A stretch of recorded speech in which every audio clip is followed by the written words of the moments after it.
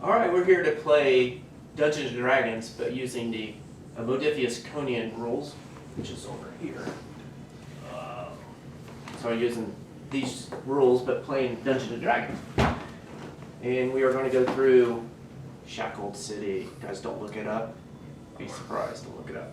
And so the players here are going to introduce themselves and their characters, and I'm Tracy, your game master for this Conan D&D hodgepodge. So if you guys want to introduce yourselves and your characters. Alright, we can start with Alex. Go ahead, Paul.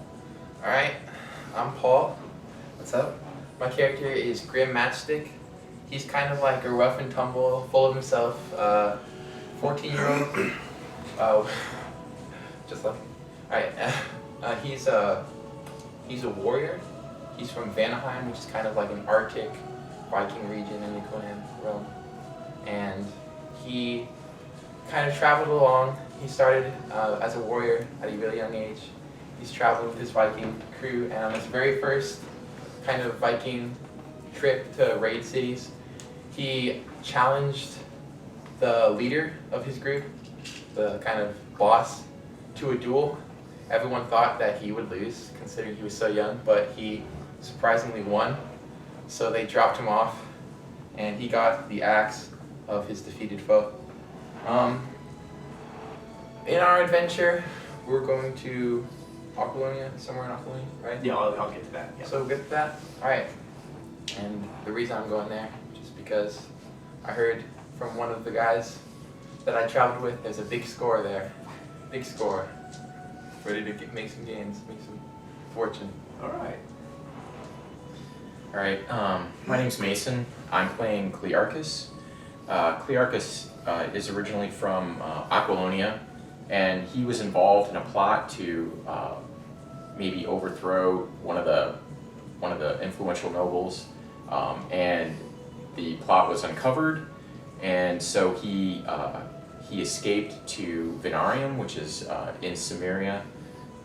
In the ruins of Venarium, he's been kind of hiding out, and I basically adapted it from all of the Conan Modiphius. Like, as you roll your character up, they'll give you, like, archetype, education, different little things, and how they title them doesn't always necessarily correspond with the statistical bonus.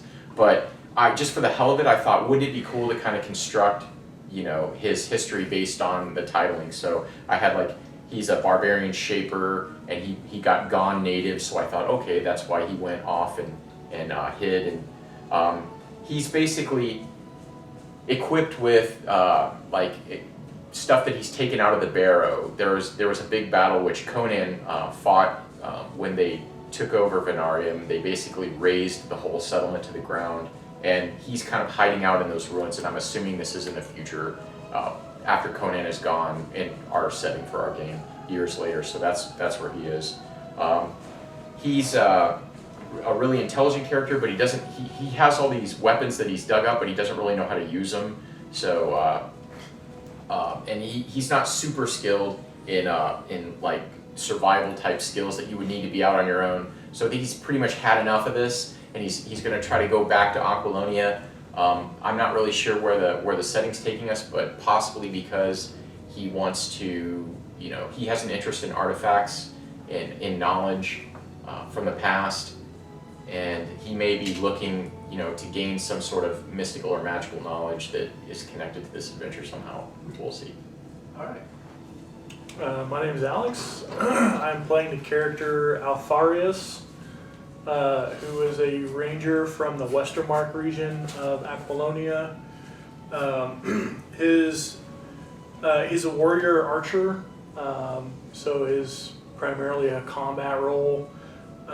His backstory is his father is a leader amongst the rangers, and so sort of their way of initiating a future leader is to send them out adventuring so that they can learn more of the ways of the wild and become more learned in the surrounding countryside.